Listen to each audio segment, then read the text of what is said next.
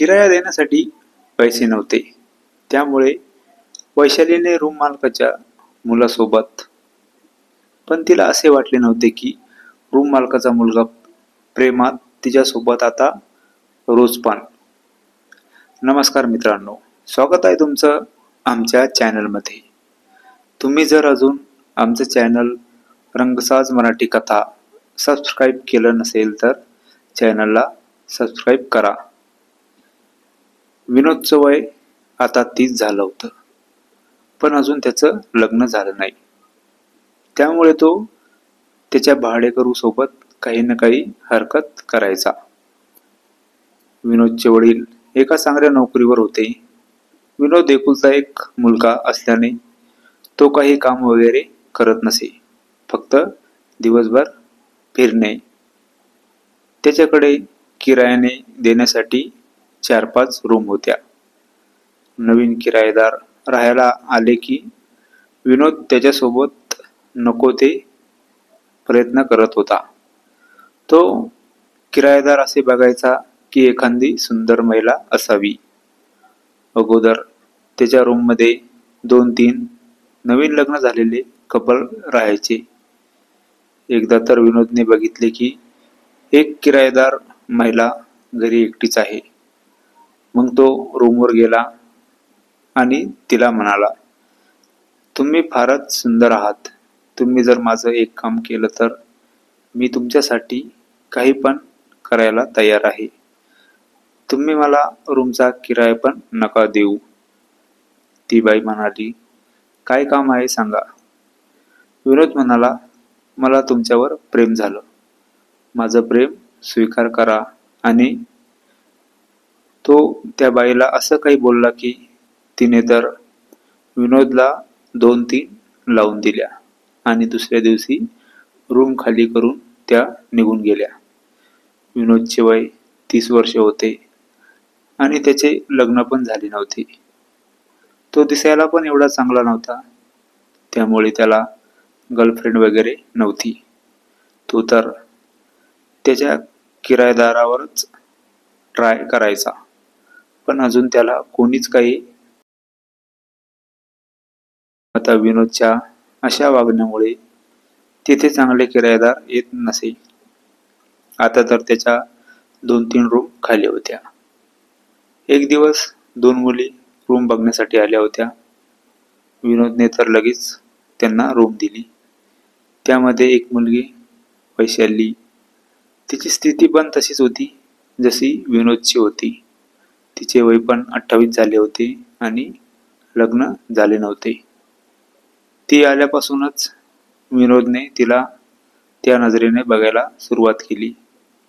आता तर विनोद रोज पण वैशालीला काही ना काही बहाणा करून बोलत असे. एकदा तर विनोदचे मम्मी पप्पा बाहेर गावी गेले होते.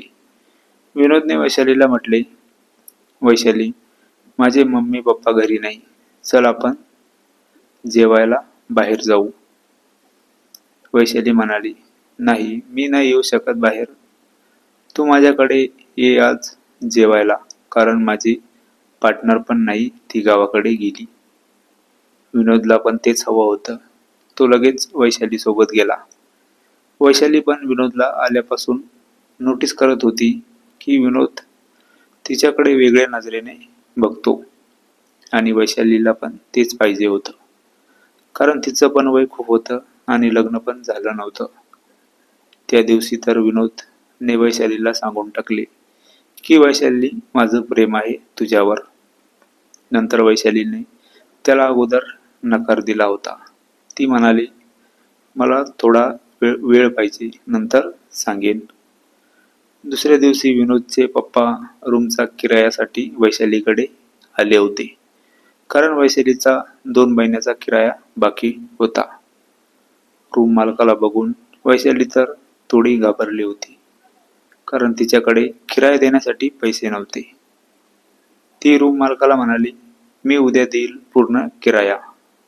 आता वैशालीने ठरवले की रूम मालकाच्या मुलाने तर तिला प्रपोज केला आहे आणि तिने जर ते प्रपोज स्वीकारलं तर किराया कधीच देणं नाही पडणार. मग तिने ठरवलं की रूम मालकाच्या मुलासोबत प्रेम करायचे. तिला पण बॉयफ्रेंड नव्हता. परत विनोद आला आणि तो वैशालीला बघून म्हणाला, वैशाली, तू मला आज उत्तर देणार होती.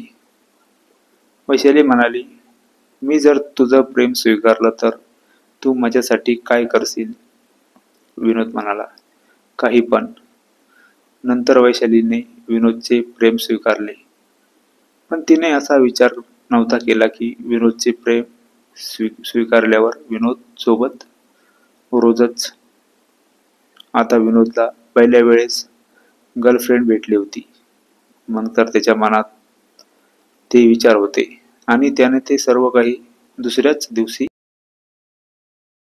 आता तर त्याचं रोजचं भेटणं होऊ लागलं. वैशालीला पण आता रूम मालकाचा किराया द्यायचं काम नव्हतं, कारण ती रूम मालकाच्या मुलासोबत प्रेम करत होती. पण तिला तर आता प्रेमात विनोद सोबत ते काही वेगळं रोजच. विनोदचं तर वैशालीवर प्रेम नव्हतं. तो तर प्रेमाच्या नावाखाली तिच्यासोबत. वैशालीला हे तेव्हा कळालं जेव्हा तिने नवीन किरायेदार राहायला आले होते. तेव्हा विनोदचं तिच्यासोबत पण असं काही सुरू होतं. त्यामुळे आता वैशालीने त्याच्यापासून दूर राहायचं ठरवलं.